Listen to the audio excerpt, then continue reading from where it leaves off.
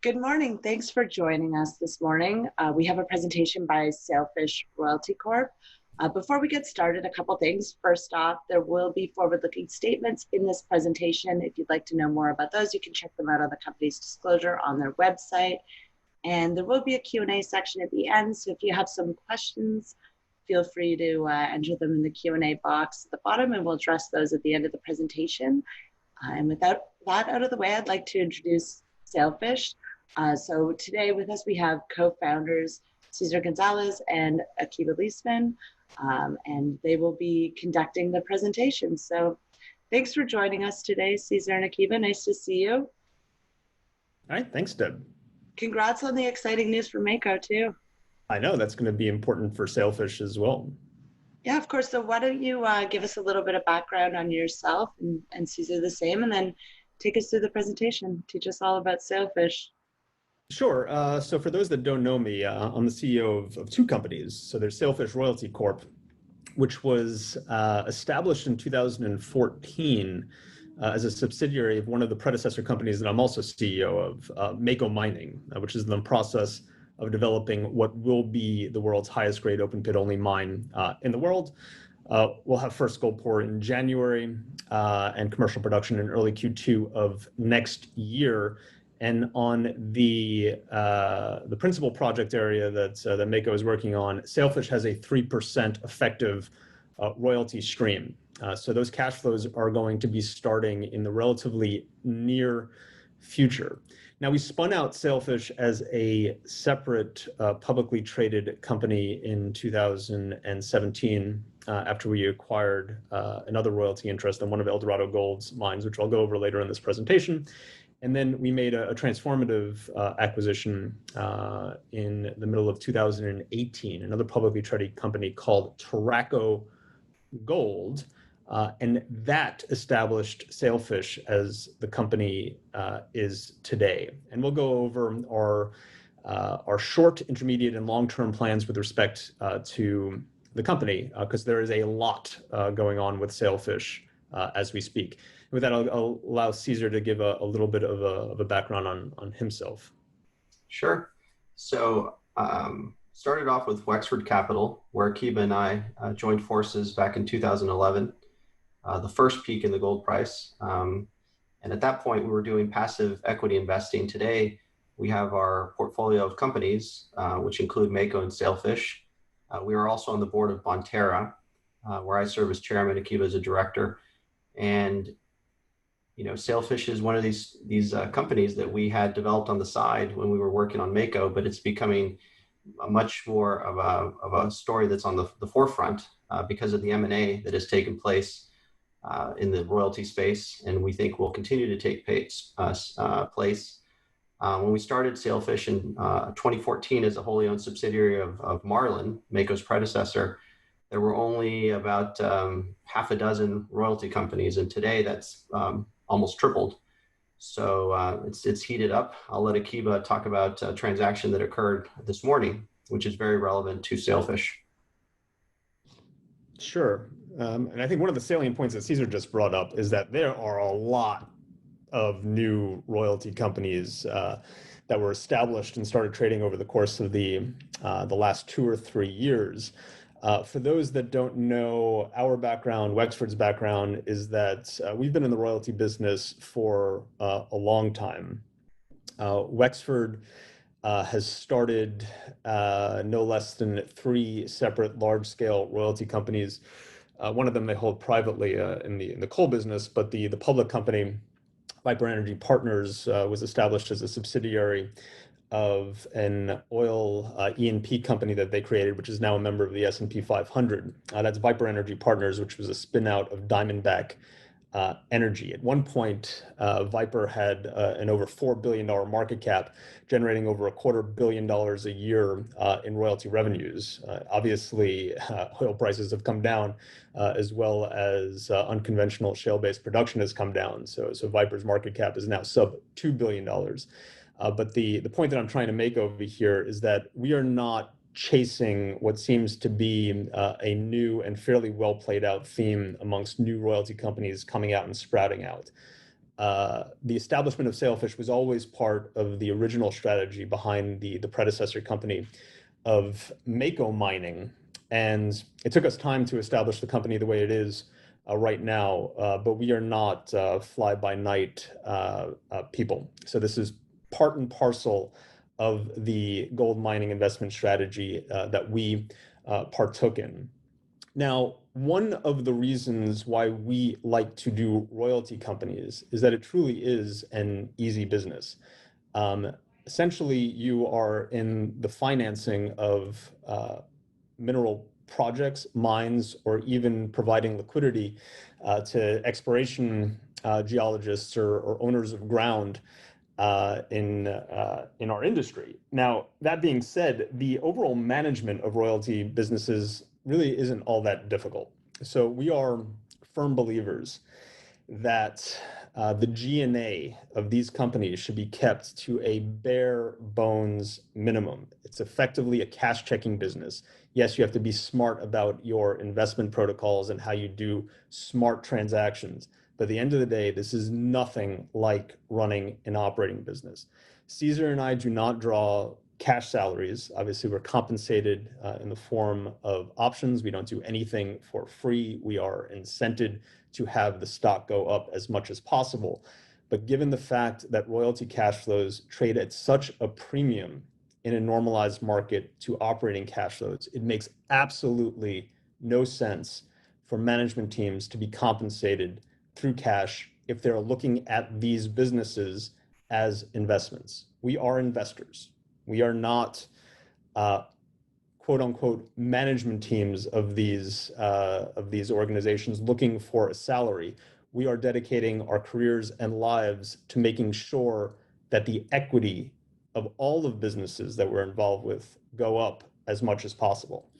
Now, in the establishment of Sailfish, it was really established as a subsidiary of one of the predecessor companies of Mako. I'm not going to go over the whole history of how we got involved, but in 2014, when Sailfish was created, we put a grossly encumbering stream on the San Albino mining project, which effectively rendered the mining project uneconomic, certainly unfinanceable.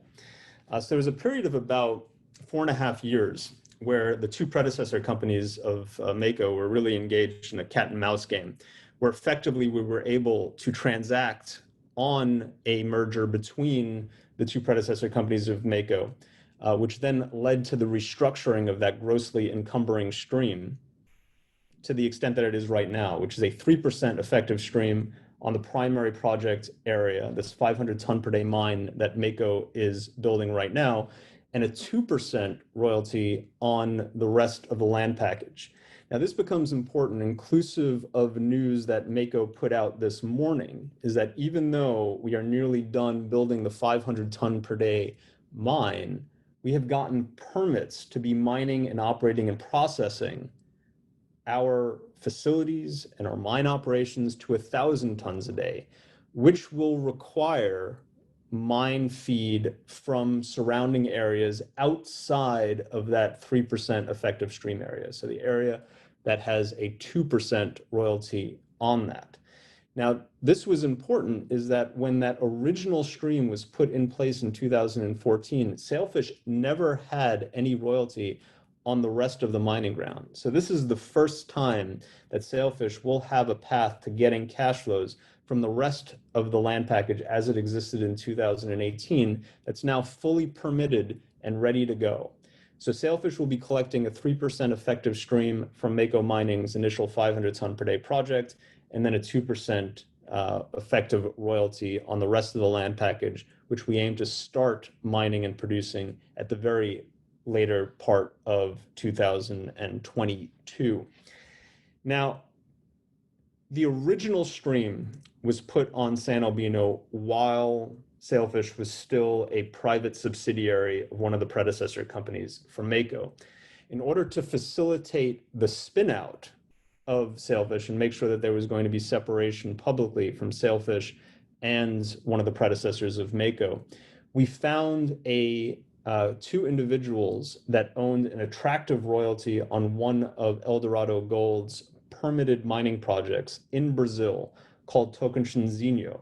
Now, that royalty acquisition in and of itself is an effective 1.5% royalty on an over 2 million ounce reserve on a fully permitted project in Pará State, Brazil, in the Tapajós region.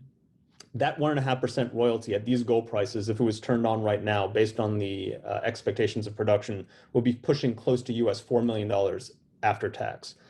Now, the other important part about that royalty acquisition is it allowed us to have scale to facilitate the spin out of Sailfish and make it a separate publicly traded company. And that happened in 2017, about 3 years after Sailfish was initially created and established. Now, between those two royalties that it had at the time, that grossly encumbering stream over at one of the predecessors of Mako and the 1.5% effective royalty on Eldorado's Tocaninzhino mine, it still was not enough to form a diverse royalty company.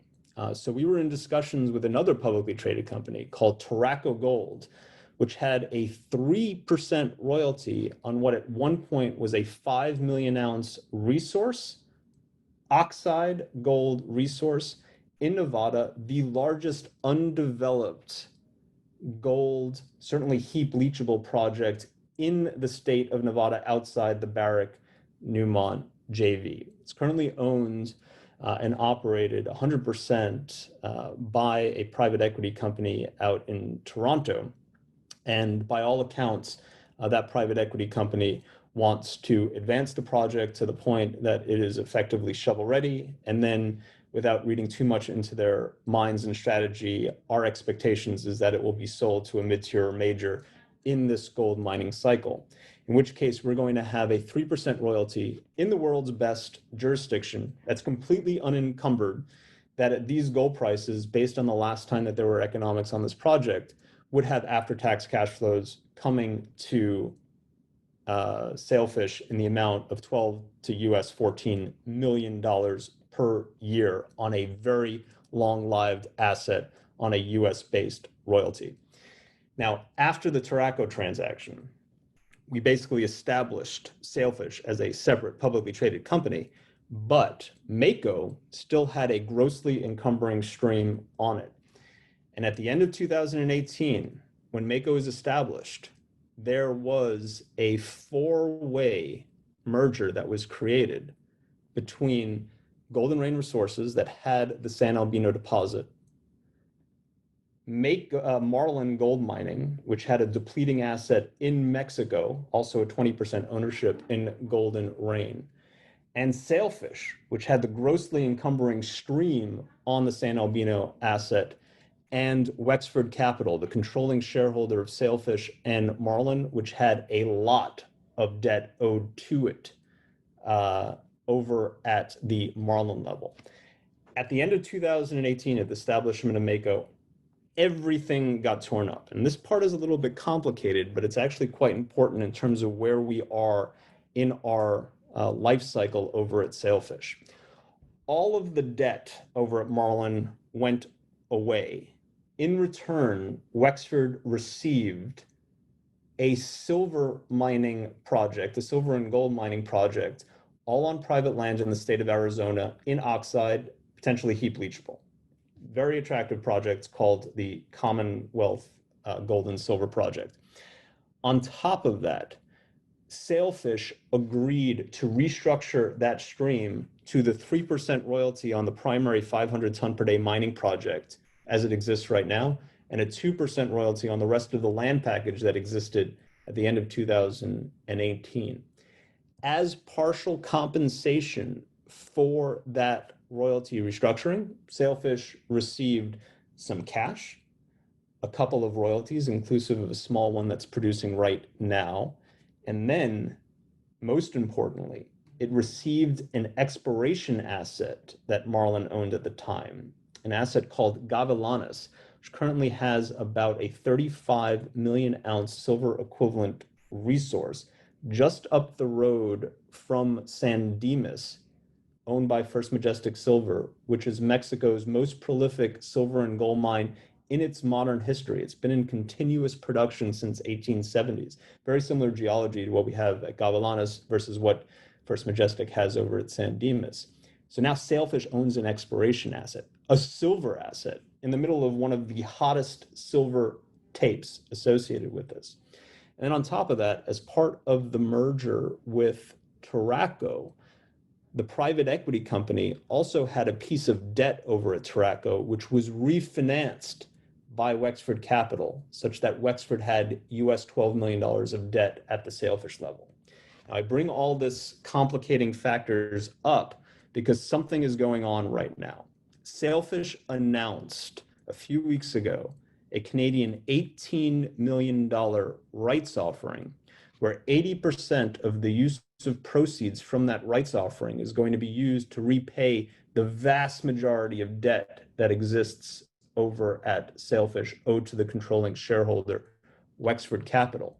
But we're going to be retaining some of that cash to get Gavilanes 43101 ready, and potentially the Commonwealth project 43101 ready, such that at one point after the rights offering is closed, and we've already publicly stated that, we will announce the spinoff of a new royalty company that we are going to be calling Swordfish Silver to the shareholders of Sailfish. So even though we have a royalty company right now, correct, it's not. It won't be a royalty company. It will be a mining company. Sure, I'm sorry. The Swordfish Silver will be a spinoff on an operating company basis, an exploration and development company spun off from the royalty company that Sailfish is right now. So Caesar's absolutely correct, is that we're going to be operating that as an exploration and development company, whereas the royalty business will be left as a royalty business model. Now, if you actually break apart all of the assets that we have right now, and remember, we are going to be force breaking them apart at some point, at least announcing the intent to do that later this year. In fact, we've already publicly stated that we would. Every shareholder that's buying a share of Sailfish today will effectively own a share of a royalty company. And I've already spoken about the three primary assets that it has: the effective 3% stream on San Albino, which will start production in January of next year on a first gold pour basis, commercial production in early Q2 of next year. So imminently, it will be having a lot of cash flow from that project. Secondly, it will have the 1.5% effective royalty on Eldorado Gold's Tocaninzhino mine. If and when that gets built, that will effectively be approximately US $4 million after tax. And then finally, the 3% royalty on Waterton's Spring Valley project, which we anticipate being sold to a mid-tier or major mining company that at one point had a 5 million ounce resource, will also be held by Sailfish Royalty Company. Those three primary assets will effectively have a path to getting close to US $20 million a year of cash flow. But also, in addition to buying the royalty company on the basis of those three core assets, everybody buying into Sailfish right now will also have a share of Swordfish Silver, this exploration and development company that will be spun off to shareholders, or at least the process will begin to spin off to shareholders immediately after the rights offering being complete on the first day of September. So in about a week and a half's worth of time right now. That's the long-term plan. Now you have the short-term plan. For those that are unfamiliar with rights offerings in Canada, and most people are, Wexford really likes rights offerings. We as management like rights offerings because they are equitable. Any shareholder can participate, but also they're tactical. And by that I mean is that we have a very unhealthy industry where a lot of these mining projects are not companies, they're stories. A lot of these royalty companies are not royalty companies, they're stories. And in order to achieve the business objectives of these operating and royalty businesses, you need capital. And every investor should know that. In fact, it's laid out in most management companies' presentations. But if you are going to be invested in a mining company that is advertising that they need capital, and you're not prepared to put up a prorated amount of capital, you have to ask yourself about whether or not you are an investor in that operating business or an investor in that royalty business or simply a speculator. We have no issues, qualms with speculators at all. We welcome them into all of our portfolio companies, but we are investors. We have the ability to put capital, our own capital, into these mining and royalty companies. In fact, I was in the open market buying every single share I could find of Sailfish when the rights offering was initially announced. Additionally, over at Mako, I went into the open market to buy over 8 million shares on the screen since Mako was established as a separate publicly traded company. We put our money where our mouths are. And likewise, we expect our shareholders to do the same. Unfortunately, that's usually not the case with the types of shareholders that we have experience with in the mining space. So from a tactical perspective, one of the key benefits of rights offerings is because there's no such thing as a non-renounceable rights offering in Canada, is that these are tradable rights. If you don't want to exercise, you don't want to put capital to establish the business, that's your prerogative. You have the ability to sell the rights in the open market.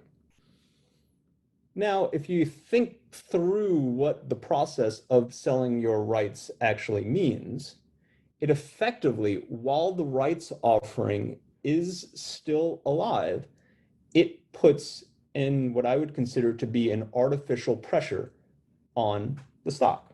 So we actually have an opportunity right now. We have a rights offering. It's effectively putting a cap on Sailfish's stock because there are certain of our investors that don't want to put up capital to advance the business protocols, objectives, strategy that we've laid out years ago over here.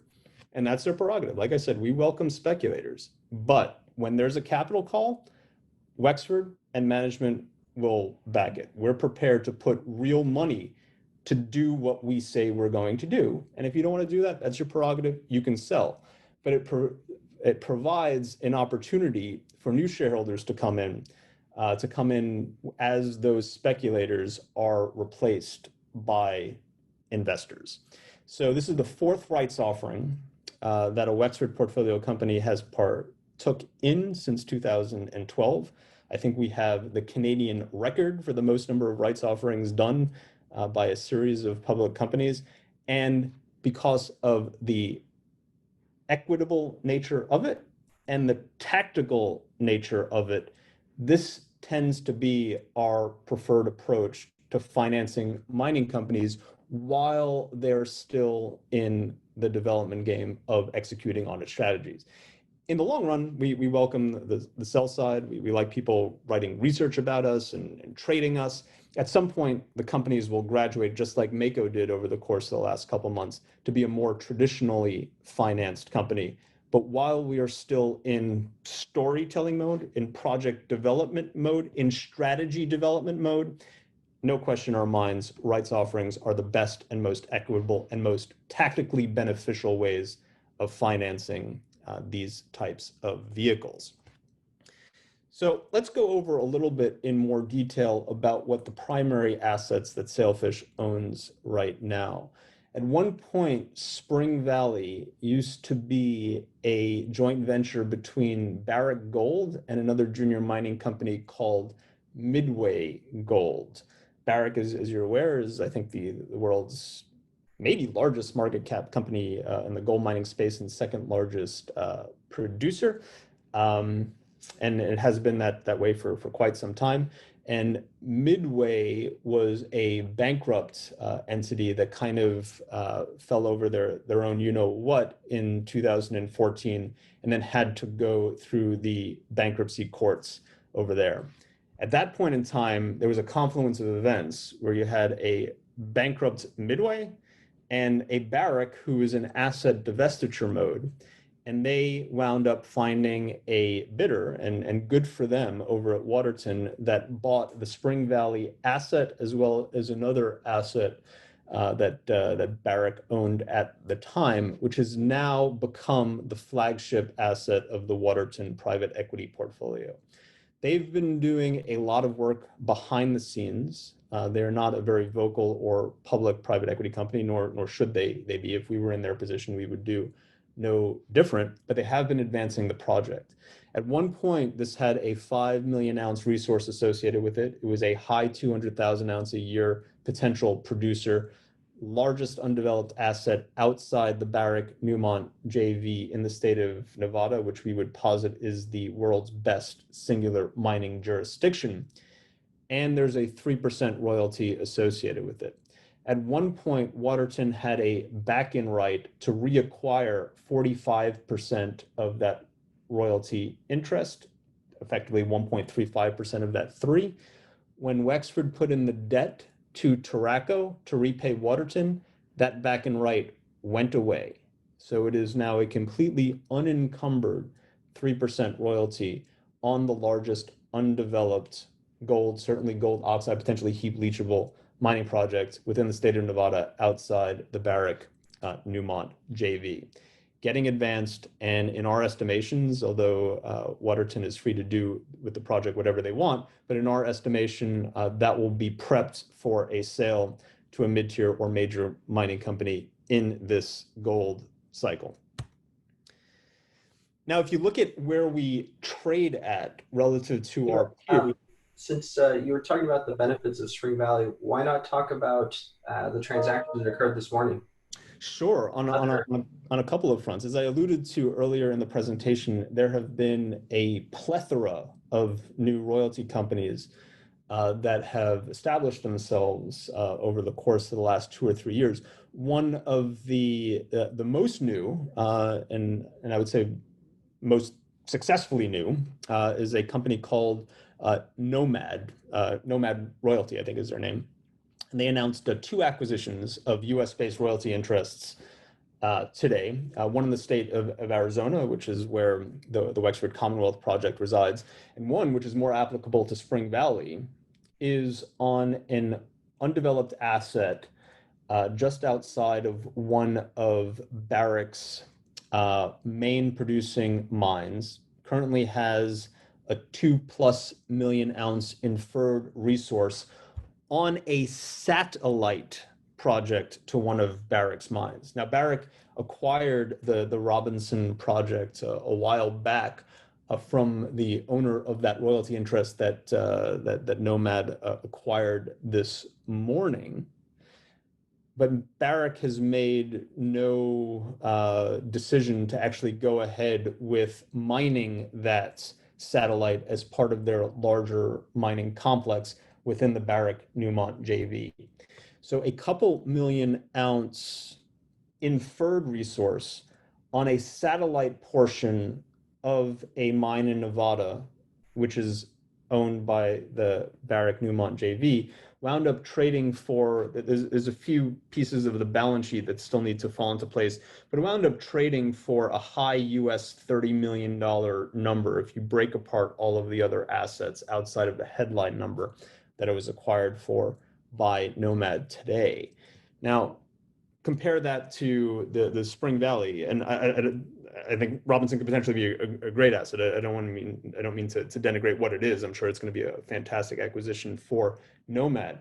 But the key difference is you actually have a principal flagship asset with a 3% unencumbered royalty interest that we own over at Sailfish on an unencumbered basis. That's a heck of a lot more important from a strategic perspective to the owner. Because remember, Barrick is a large mining company. They have a large mine within that large mining company that is JV'd with another large mining company. And then this is a satellite project from that, trading at a high US $30 million number. We have a much larger resource, but it's on the core asset, the key asset, the flagship asset that's owned by a smaller player, where this becomes, on a relative basis, much more important to them versus what Robinson is to Barrick, unequivocally, even if Robinson proves out to be a wonderful, wonderful asset. So the trade that happened today, if you actually wanted to put any reasonable attributable valuation on Spring Valley, that trading price in and of itself would be the market cap of Sailfish. Forget about the San Albino royalty, which again is going to be in production, first gold poured January of next year, commercial production early Q2. forget about Tocaninzhino, a royalty that if and when it gets built at these gold prices will be spinning out after-tax US $4 million.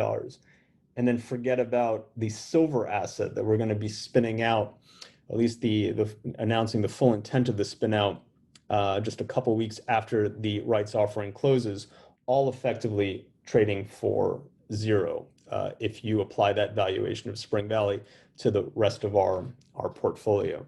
So these are key transactions. It goes back to what our business strategy is that given that there's a lot more competition in the space, we've actually been less active on the asset acquisition front, but we are more active in the dialogue with some of these other royalty companies where the logical outcome is for Sailfish to be part of a larger royalty company.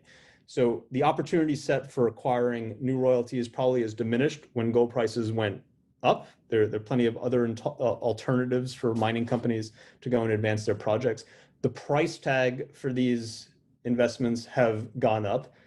For instance, both Franco and Royal Gold certainly knew about this asset. They have royalties on Barrick's primary asset, but prior to the level of competition increasing, it was not a price tag that they were willing to pay. Now that prices have gone up, it's made it less attractive to go and compete for those assets, but a bigger opportunity set for us to engage in M&A, either in the buy, sell, or merge side in order for us to be part of a larger royalty group. I think it's unequivocal. May not be the case on the operating side of the business, but for the royalty business, I think it's unequivocal that bigger is better. And that is the direction that we are going to be going in the form of M&A.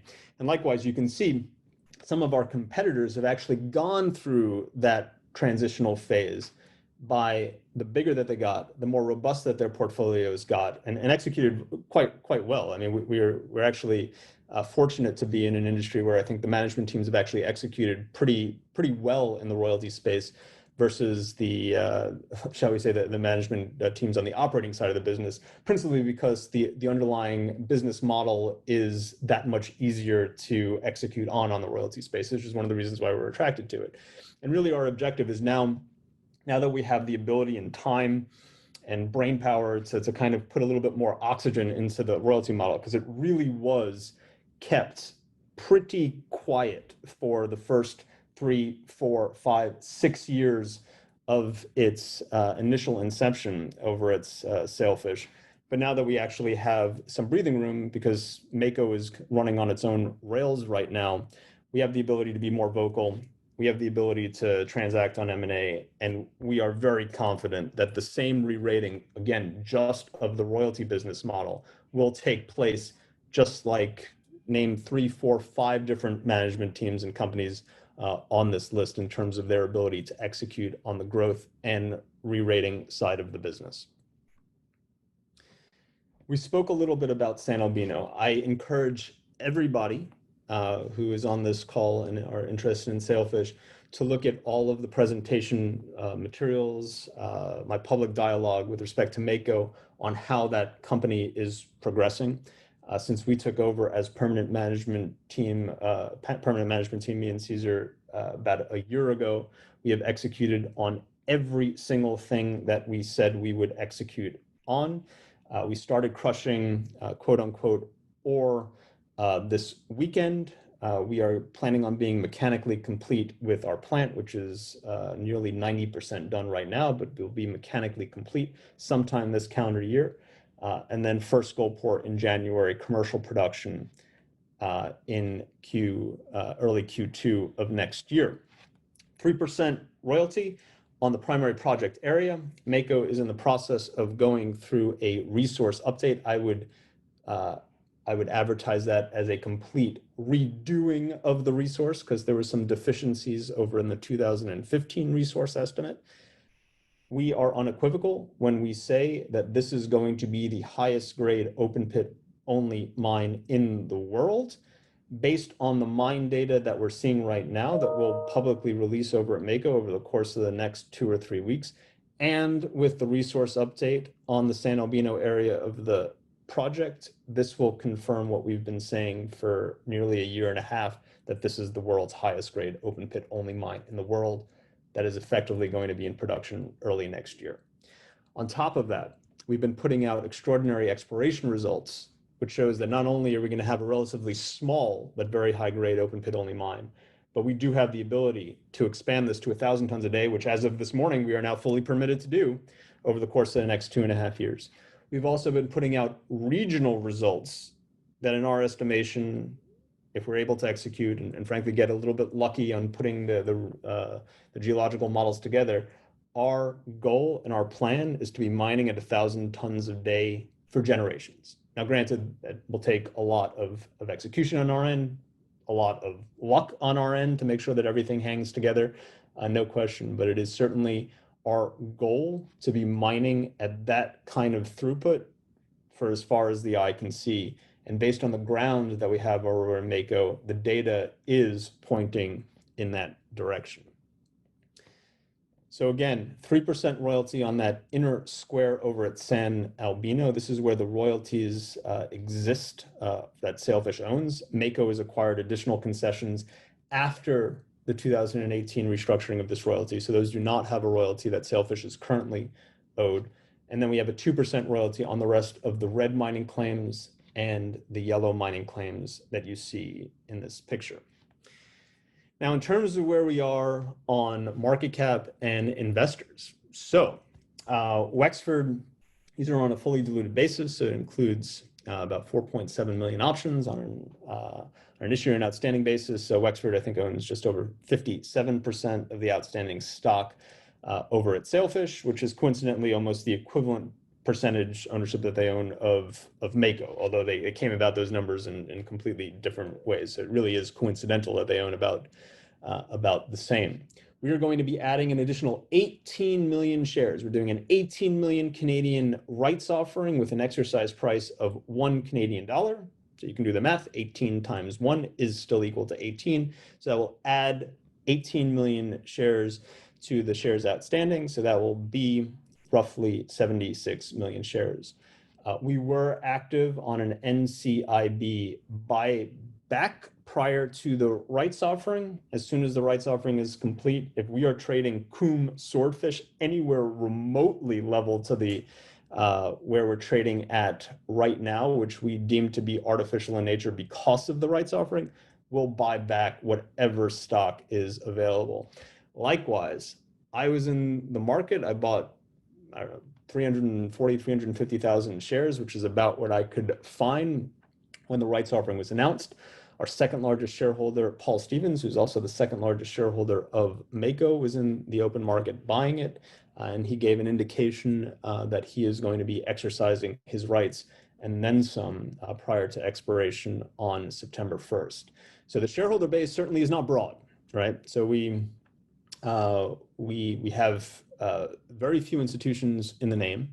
Part of that was tactical in nature, where we've been very quiet about the development over at Sailfish since it was first created in 2014, or especially over the last year when we took over as permanent management over at Mako. We wanted to give Mako some oxygen that allowed it to have a more established presence in the public markets. Now that Mako has been fully financed through a third-party equity offering that it completed just over a month ago, we now have the opportunity to add a little bit more oxygen into the Sailfish side. So one of the reasons why we traded at a subdued valuation, frankly, if anything, was our fault. We made a tactical decision to be quiet about Sailfish while Mako was going through its development stage. That was also for the benefit of Sailfish, because if Mako was not fully funded, Sailfish would have been negatively impacted because of that. Now that Mako is effectively riding on rails, we have the ability to start marketing Sailfish more and be a more established public market vehicle. That being said, in the long run, Caesar and I are really only going to be managing one company, and that's going to be Mako. We will spearhead the effort of getting Sailfish to the place that it needs to be. We'll be the shepherd, we'll be the Sherpa to do that. But at some point in the intermediate to long run, our long-term goal is to either be part of a larger royalty company, or while we're in a consistent cash flow basis, to bring in dedicated management team that can take obviously some of our time and brain cells off of our plate, because we do have another full-time job, which is running an operating company called Mako mining. Yeah, and to Akiba's point about how we view M&A, Akiba and I are very busy with Mako and now increasingly with Bonterra. And we know the value of our royalties. We know that they're largely longer dated. These are amazing call options. But with cash flow coming online from San Albino, we're going to bridge some of that valuation. But still, what we would ideally like to do is to pair with a company that has a pretty nice cash flow profile today, but needs that to fill in the back end, because we're perfect for that, right? We have Spring Valley and Tocaninzhino, which come online in the later years. So we think there's a synergistic play there. And as we stated earlier, the M&A is heating up, which is good for us because we've picked our assets and acquired what we could acquire when things were still cheap. Now that things are expensive, we would like to get some of that action and be bought, and then realize value that way for the royalty code specifically. That's exactly right. And you can imagine, because Caesar and I come from the investment side of the universe, is that before we get involved in any large, chunky, especially activist type positions like we have on all of those names that Caesar has mentioned, the first thing you need to worry about is exit strategy on all of them. For the platform on Mako and its predecessors, it was kind of a tricky way for us to establish a path to eventually having an exit strategy. The royalty side of the business was always easy. In fact, one of the key reasons why we wanted to go down the royalty route is that there is a well-established M&A infrastructure in place that allows these exits to happen. So prior to me coming at Wexford in 2011, I was with another private equity fund that's now named Orion. Orion privately established a portfolio of gold royalties and eventually it was sold to Cisco. One of the principals over at Orion, his name was Doug Silver, was one of the co-founders of International Royalty Corporation. That was sold in a bidding war to Royal Gold, bidding war between Royal and Franco. Franco wound up acquiring and spinning off the Newmont portfolio and wound up acquiring a company called Gold Wheaton. Silver Wheaton wound up acquiring a company called Silverstone. There's a well-established protocol in place to buy portfolios, royalty companies that have been in effect for decades right now. So one of the things that did not keep us up at night when we established the predecessor companies to Mako and Sailfish was finding out a way to have a well-established, effective exit strategy, just because M&A in this business is so normal course. And you also have the winds at your back because, as I mentioned earlier, unlike the operating side of the business, unequivocally, the royalty side of the business is better when it is bigger. And it just is the way it is for a whole host of reasons. Project level diversity, diversification, jurisdictional diversification, underlying liquidity to shareholders that are going to be invested in you. So that has always been the long-term plan. We needed to do a few things. Obviously, we needed to get Mako into firm footing. We needed to restructure all the royalties. We needed to spin out all of the exploration assets that we acquired through our various M&A endeavors. And once all that is done, we'll have a clean slate with a clear exit strategy on extremely attractive royalties, 3 of which we would deem to be core to any royalty company that is trading right now. As you can see on this chart, royalties work. I mean, this is why we're interested in doing that. There's a very narrow period of time where the operating side of the business and the operating leverage winds up outperforming royalties. We happen to be in that 3, 6, 9, 12-month window where I would actually rather be an operating guy than a royalty guy. But 9 times out of 10, maybe 9.5 times out of 10, you want to be on the other side of the business. So at some point, this window where operating leverage is working will revert back to more normal trading of royalty companies, in which case these are the types of vehicles that work 90-95% of the time, irrespective of what part of the cycle we are in right now. Now, on top of that, we're in a royalty business. Like I said, we don't draw cash salaries. We want to keep G&A as low as possible. We also don't really have any need for excess cash. So we always want to have a little bit of cash just to make sure that we can pay our bills. We have some independent directors that we pay a little bit. We obviously have accounting fees. We have deal-oriented expenses. So it amounts in the hundreds of thousands of dollars a year. Listing fees to be a public company, but certainly not the double-digit G&A that you see with some of our royalty, double-digit million G&A that we see with some of our royalty peers. Likewise, if we have royalty cash flows, or frankly, any excess cash on the balance sheet, we'll use it to return to shareholders. Once we're in consistent cash flow, it'll be in the form of dividends and buybacks. And now, prior to having cash flow from our principal royalty interest, it's almost exclusively in buybacks. So for instance, as part of one of the exploration companies that we monetized, we received shares of another publicly traded company. We sold those shares and we used the proceeds to repurchase Sailfish stock, right? Because we don't need the money. And if that money is on our balance sheet, we're going to be returning it to shareholders in one form, dividends, or another through a share buyback. Yeah, Akiba, and on that topic, I would draw people's attention to a press release that we put out on July 6th when we announced the refresh of a normal course issuer bid. So we had one outstanding before this, and we gave a little summary of what we did in the previous one. It's also in our financials. So I'll just read it. The company recently completed a normal course issuer bid through the facilities of the exchange between June 24, 2019 and June 24, 2020. Under the previous bid, the company purchased 2.772 million, call it 2.8 million shares for a volume weighted average price of approximately $1.18 Canadian. So the common shares purchased under the previous bid were then canceled, and that was that. And so we came back with the ability to refresh. We had to make an adjustment so we can only purchase about 2.1 million shares going forward, and we've already, as Akiba said, started doing that. And to the credit of Coral Gold, which was acquired this morning by Nomad, that is one thing that they did as well. And we had looked at that asset, that company, 4 years ago and tried to come to an agreement with them. And they said, no, we think the gold price is going higher. We think activity in Nevada is only going to increase. So we're going to wait our turn. And in the interim, we're going to use all this cash that we have on our balance sheet to just buy in our shares. So a very similar strategy. I wouldn't be surprised if the end result is the same for us as it was for Coral.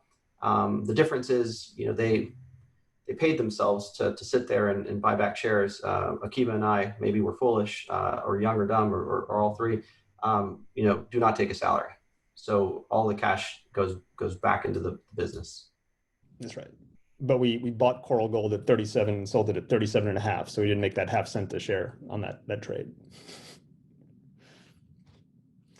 So, but Caesar's absolutely right. The royalty company is there really to obviously have a management team that's able to execute on accretive acquisitions and sensible M&A. But after that, you don't really need to pay these guys anything. Really, anything coming into the door will be returned to shareholders in one form or another.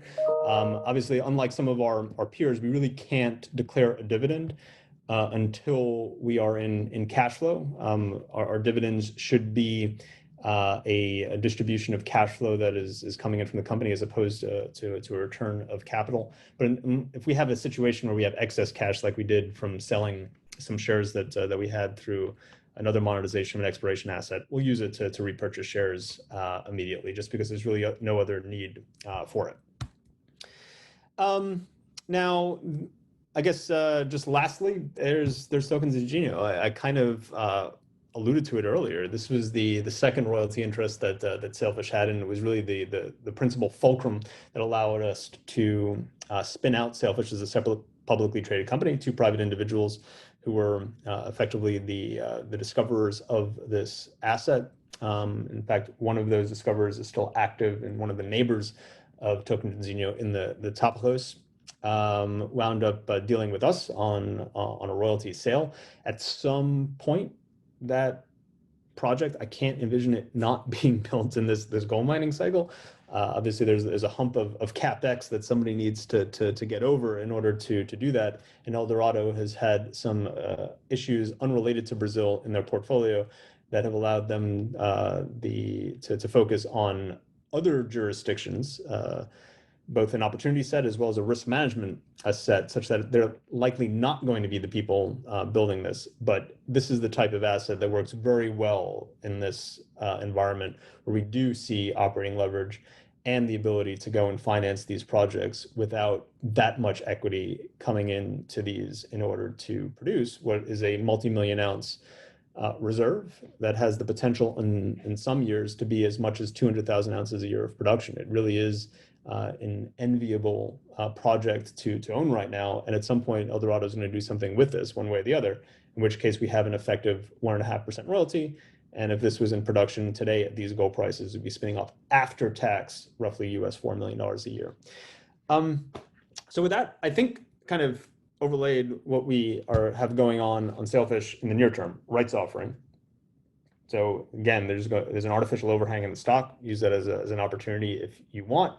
Likewise, if you don't, that's okay, because Wexford is backstopping this, and obviously management bought as many shares as we possibly could personally. On September 1st, this expires, and that opportunity will go away. In the intermediate term, we are announcing, and we've already announced the intent. We are spinning off a silver company in the middle of an extremely hot silver tape right now. Anybody that owns a share of Sailfish today will have a share of Swordfish. When it gets spun out, that will contain at least Gavilanes, which is a 35 million ounce silver equivalent resource just up the road from Mexico's most prolific mine in its modern history, the San Dimas mine. And then in the long run, after Swordfish is spun out, you have a royalty company that effectively has a path to getting to roughly $20 million a year of after-tax cash flow that will all be distributed to shareholders at that point in time. It'll take some time to get to that level because Tocaninzhino and Spring Valley are not built. But guess what? Even us as mining investors can wait until January for first gold pour to happen at San Albino at the 500 ton per day mine. And now Mako has permits to do 1,000 tons a day of production, where we intend to be mining at that level by late 2022, in which case Sailfish will have effectively an average royalty of about 2.5%, 3 from the principal project area and 2 from everywhere else.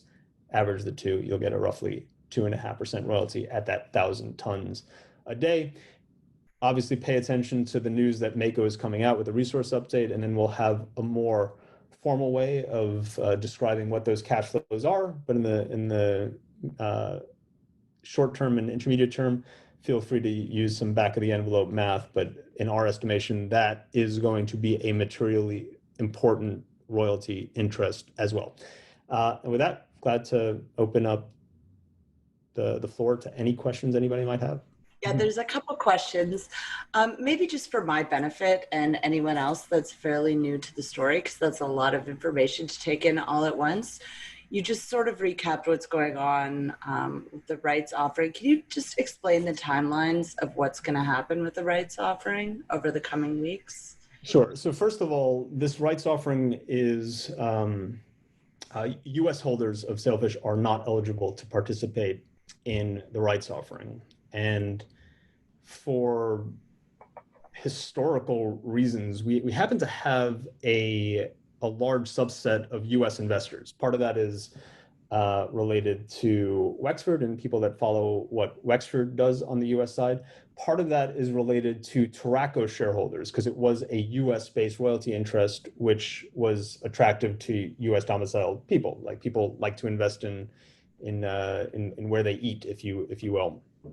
So that being the case, we actually have a large subset of ineligible participants in the rights offering. There is a certain paperwork that people can fill out if they're accredited investors. So Paul Stevens, as well as one of our other U.S. holders, have gone through the effort to do that. But the vast majority of the U.S. holders will effectively not be able to participate. So in doing that, those rights are actually held within ComputerShare, the transfer agent over here. And if nothing gets done by tomorrow, so 24 hours from now, ComputerShare will blow them out. Like really, they said, all right, where's the bid? We are trying to facilitate an orderly process of those rights. Actually, one of the reasons why we're having this call today is to just let people know about this opportunity. But based on our conversations with ComputerShare, that block trade will happen tomorrow. Now, if you're eligible to participate, if you're a Canadian or an offshore guy, great, there's going to be a fantastic arbitrage that you can just take advantage of on. Either a true arbitrage where you can wind up buying the rights and shorting the stock, or kind of in a relative value arbitrage that you can take on by buying the rights as a way to get something cheap, knowing full well that once the swordfish spin out is happening, that's going to be a lucrative investment in the not so distant future. Now, after the 25th happens, after those ineligible rights are effectively sold, my guess is that the liquidity of the rights will slowly start to dry up until expiration on September 1st, although there probably will be an active arbitrage in that intervening week. And then after September 1st, a couple of things happen. We're going to get a big slug of cash over at Sailfish. 80% of that is going to be used to repay the vast majority of the Wexford debt that exists right now. That Wexford debt came in to repay Waterton to get rid of that back-in right that they had on 45% of that 3% royalty interest that Tocaninzhino owned at the time. And then the remaining 20% we're going to be allocating to getting the Gavilanes property 43101 compliant, and potentially the Commonwealth property that Wexford owns 43101 compliant, in order to see if that there's going to be a sensible transaction that we can combine those two assets together to spin off Sailfish. Nothing has been decided yet, but there's certainly in the back of our minds that is a possibility. And then beyond the capital that we need from that on that 20% of the offering, it's going to be excess cash in our balance sheet. What did we say we're going to do with excess cash? Give it back to shareholders. It'll be in the form of a buyback, or we keep it on the balance sheet until which time that Sailfish winds up getting first cash flows from San Albino, in which case we'll establish a dividend and buyback. But at one point or another, if we do not need that capital to go and advance those two operating assets to the point where it can be spun out away from Sailfish, because we do not believe in using royalty cash flows to go and finance operating cash flows. That's the exact opposite of what you want to do from an efficiency standpoint, like some of our peers actually do. But for us, it's important to have a clean, pristine royalty company where all of the excess cash gets returned to shareholders in one form or another. It's a long-winded way of saying is that there is going to be the wind at the backs of investors over here, that whether it's going to be the swordfish spin-out, the buyback, the near-term cash flow from San Albino, the advancement on Tocaninzhino and Spring Valley, both of which we anticipate being sold to logical developers in this gold mining cycle, and then the eventual establishment and advancement of the silver spin-off, all contained within Sailfish today with an artificial overhang that will effectively expire tomorrow. So investors can choose what investors may do.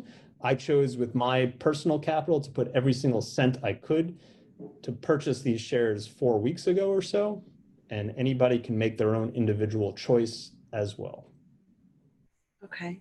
And just so we're clear on this block trade, it's a block essentially from the sell side, but if people want to buy it, they can be in the market. I actually don't, like, honestly, I really don't know what ComputerShare is going to do. We're guessing a little bit, but there's going to be a lot of ineligible rights that are tied up at the transfer agent that needs to be sold. And the advice that we're getting from ComputerShare is that will happen tomorrow. It could be an orderly block trade. I'm not part of those discussions. I've told this to other sell side people to maybe you want to reach out with a phone call to ComputerShare. It could also be disorderly. I mean, they could really just, they have every right to like blow it out tomorrow in a disorderly fashion. I really do not have anything to say about that. Okay. And what's the average liquidity of the rights right now? Well, remember, because it's tough to short Sailfish now, but at some point in the near future, and it might actually include tomorrow in that, there's going to be a window where the liquidity of the rights should match the liquidity of Sailfish, because it's effectively, there's some peculiarities with the securities, but it's effectively the same thing. So liquidity of the rights, where we've traded anywhere from like 20 to 140,000 rights on a day, let's say average as a number. I obviously go back to your Excel sheets because I'm just guessing right now, but I would imagine it's like about 45,000 rights a day. I think is irrelevant. What's more relevant is the liquidity of Sailfish, which will then transfer back to the rights because it's effectively one and the same. And with Sailfish, we've been kind of pushing close to around 100,000 shares a day since the announcement of the rights offering, which is probably a factor of 8x more than what we were trading at prior to the announcement of the rights offering, to give people an indication about the interest level for outside investors taking a peek, coming in and participating in what is effectively an unnatural overhang on the stock that will expire on September 1st. Got it. Okay, I'm not seeing any more audience questions. If you do have questions, feel free to put them in the Q&A section at the bottom of your screen. I did have some questions that came in advance of the webinar.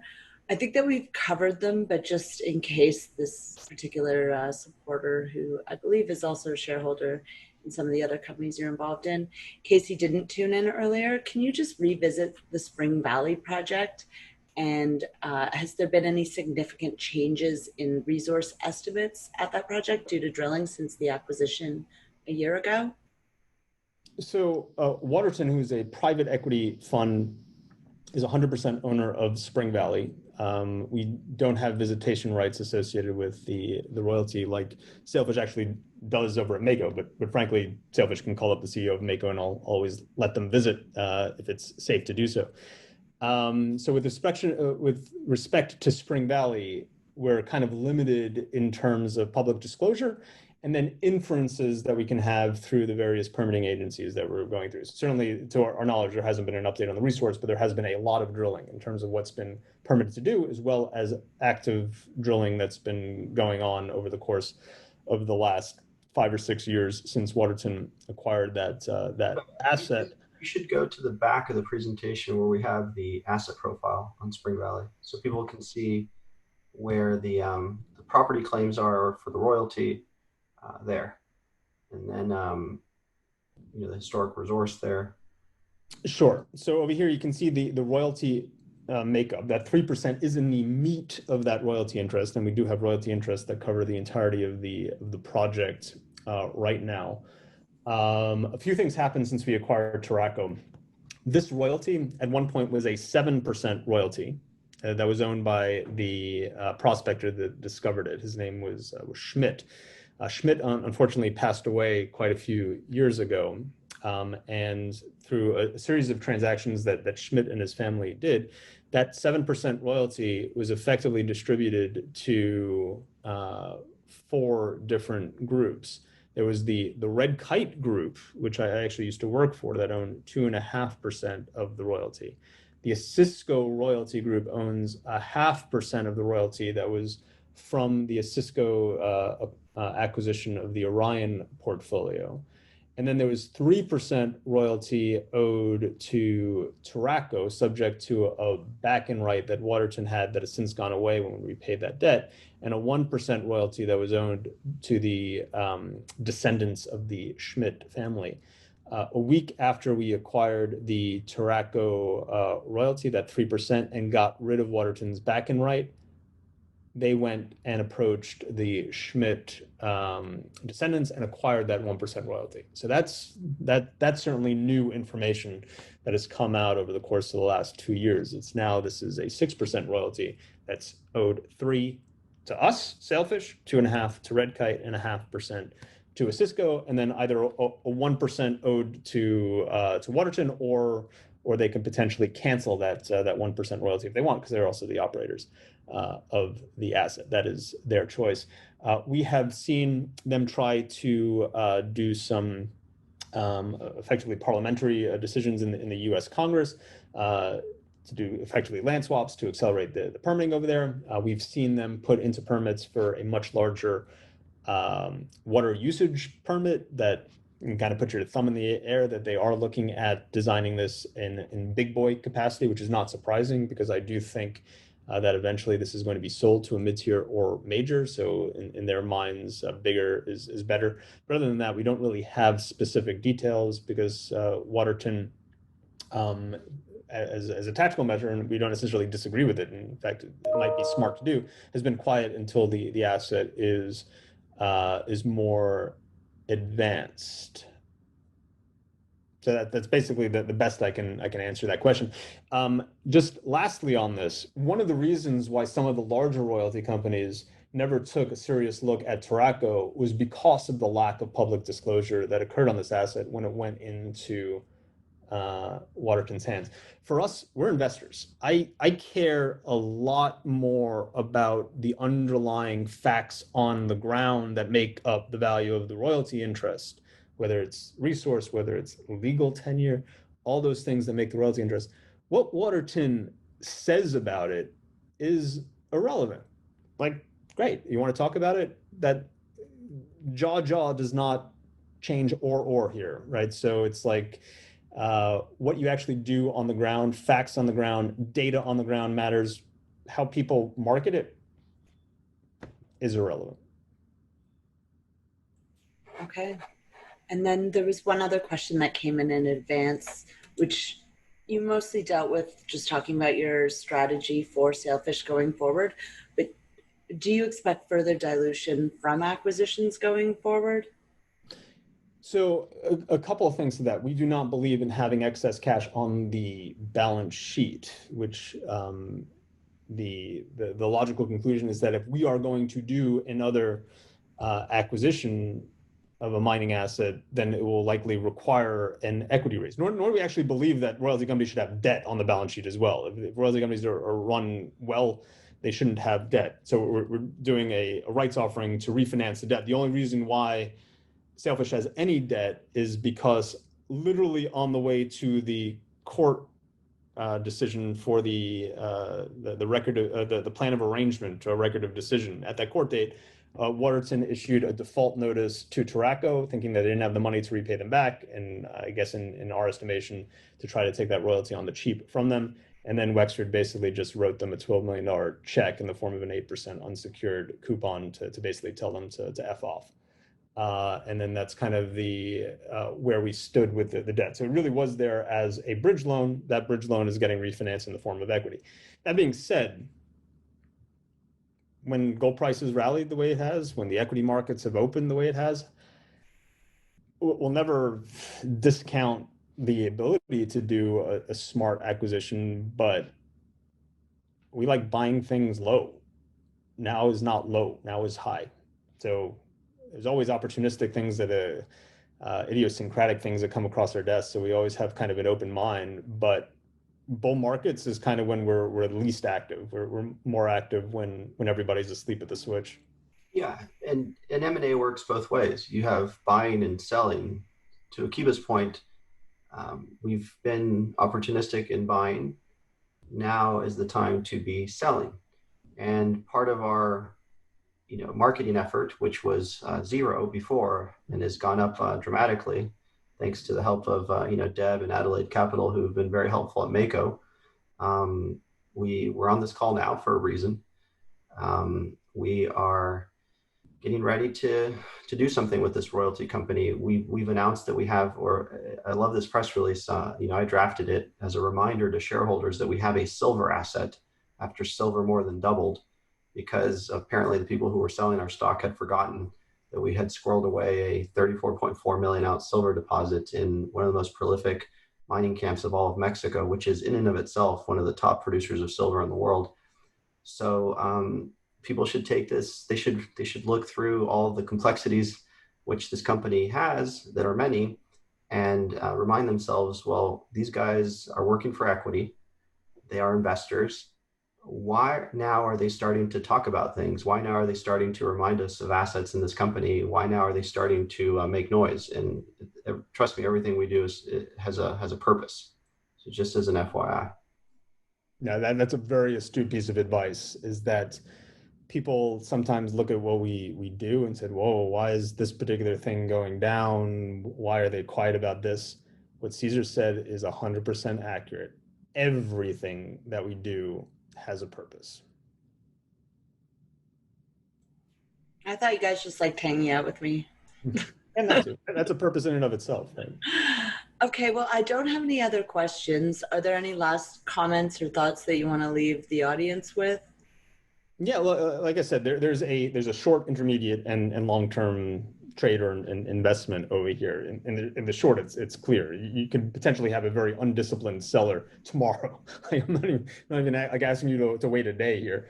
So obviously, watch your screens and put out the bucket. There may be an opportunity tomorrow. Leaving aside the rights offering complexity, I put out another webinar that goes a lot more technical detail on what the rights offering is about. If you have any questions, feel free to reach out to me after this. The intermediate thing, I think, is a no-brainer as well. We're spinning out a silver resource. We're going to do it smartly in a shareholder-friendly way. The full roadmap is going to be announced imminently. We've been hinting, inclusive of Caesar's press release that went out a few weeks ago, kind of doing a little wink, wink, and nod what we're doing. But we're going to explicitly lay out the groundwork as soon as this rights offering is closed. And this is the long term. It's like once Sailfish and Swordfish are separated, you have a royalty company that has a path to getting to US $20 million a year on some of the most prolific mining claims in some really kick-ass jurisdictions around the world. That's going to be trading for something. And you're going to have Swordfish that's going to be spun out in an intelligent, shareholder-friendly way that has resource in some of the most kick-ass silver mining jurisdictions in the world. It's going to have a value. The value of those two are going to be worth a hell of a lot more than the value of the post-money Sailfish. So people can use this as a long-term investment. But like I said, everything that we do has a purpose. And then me putting every single cent of spare liquidity I had to find every single loose share that I could find at the announcement of the rights offering was there for a purpose. Mm-hmm. Well, great. Yeah, it's exciting times. It's certainly some decent markets that you're transacting into. So yeah, thanks for taking the time. If anyone has any further questions, feel free to reach out to me or Akiba or Caesar directly. And yeah, I look forward to seeing what happens tomorrow in the market. It'll be exciting.